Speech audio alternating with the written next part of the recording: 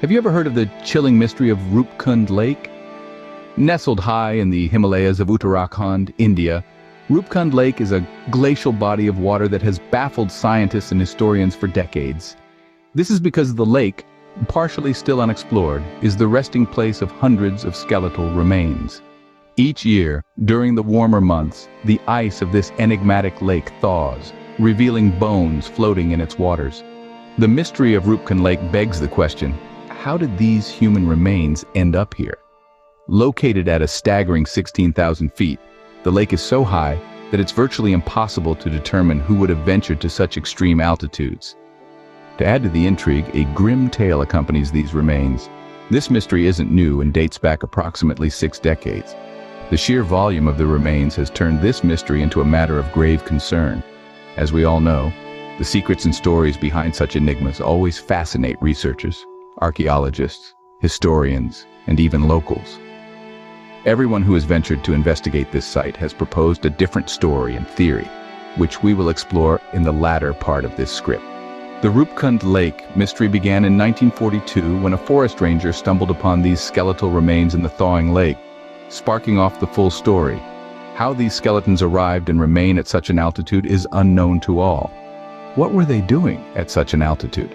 And not just any altitude, but an area of the Garhwal Himalayas where people seldom live. Initially, many researchers suggested that the bones were those of Japanese soldiers who had lost their way and perished due to the harsh weather conditions during World War II. This theory provided some direction, leading researchers to study these bones, concluding them to be approximately a century old. Hence, there was no definitive conclusion.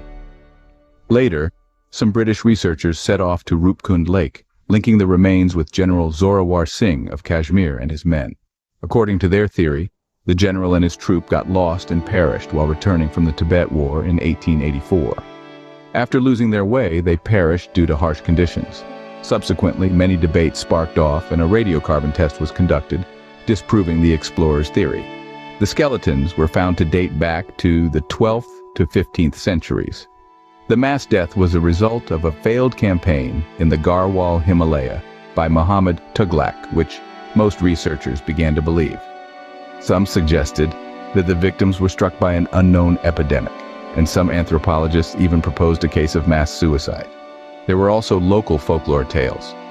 According to one, a king of Kannauj desired to celebrate the birth of his heir by making a pilgrimage to Nanda Devi's shrine. During the pilgrimage, the king and his party, captivated by the beauty of the surroundings, celebrated with song and dance, which enraged the local deity, Latu. Their celebration resulted in a hailstorm, causing them to perish at Roopkund Lake. According to the tale, they were all punished by the deity for their ignorance of the local customs. In conclusion, the mystery of Roopkund Lake remains unsolved, with theories ranging from lost Japanese soldiers, a failed military campaign, an epidemic mass suicide, and even divine retribution. This high-altitude enigma continues to captivate the minds of many, a testament to our human fascination with the unknown.